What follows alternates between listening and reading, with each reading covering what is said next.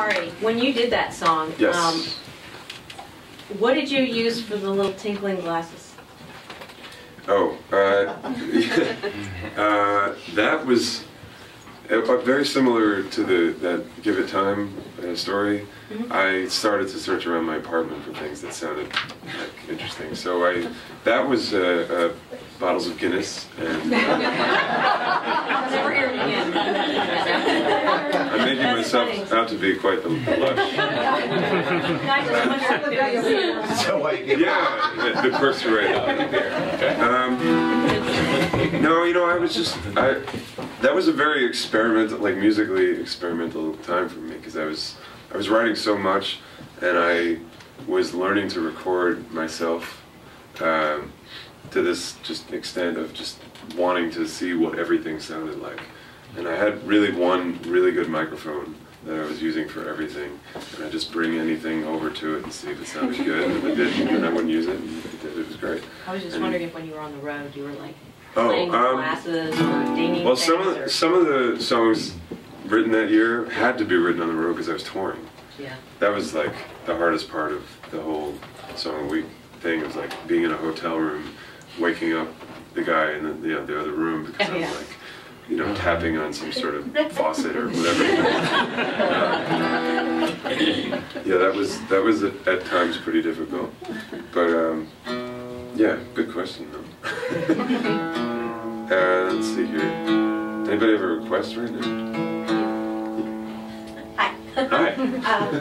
Can you do Fawn Farewell? Yeah, sure. Can you talk about Fast Farewell? I can do that. Fond Farewell is one of my earliest songs, and I wrote that song, and it was kind of a reminder to me not to listen to critiques from people about my shows and about, in general, what I do, good or bad, because I think I had a habit the first couple of years of doing this. Of just like reading every single bit of material that came out about my songs and my shows, and most of it was positive, but you know what winds up happening is, of course, you harp on the negative things, and I had one show I remember I did in Pittsburgh, Pennsylvania, and the guy like ripped into me, and I took it to heart, and then the next day I started writing the song and being like, why am I listening to this, you know, I can't say the word on camera. You know, I needed to get away from all those people, and it was a really good, I think it's just, you know, anything you do, you just, if you're passionate about it, and you just can't listen to what people think of what you're doing. Aside from, you know, it being kind of a motivational thing, you know, which is good to get that kind of, you know, support. But even the good reviews, I don't want to read them because I feel like, you know, I'll just read too many reviews and it just gets in my head. I just want to make the music I make, and that's it. And obviously, like, I've had some level of success. I mean, I'm playing an awesome house party here. You know you're moving up in the world when you play here, huh? You don't have the tea with the cup. No, the tea with the cup. No, it's been great. So yeah, here's Fond Farewell. This is it. This is about 10 years old. So. Told me the thicker your skin, the better off you'll be when this world brings you down.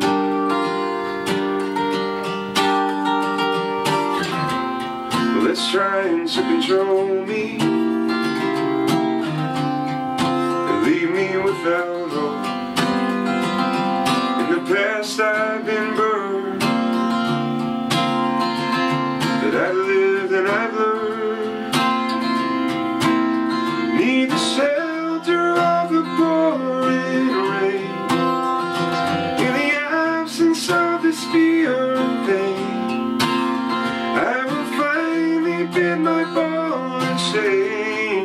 fond farewell. On the road that leads me to my place, I'm gonna read my heart of best disgrace. Yeah, I will finally bid the sluggish pace a fond farewell, farewell. When I heard that reservation and I read their bitter words, I shined a light upon their wisdom, no matter how absurd. Yeah, it broke my heart to pieces, and I questioned my own beliefs. My dignity was gone, but it's time to move on.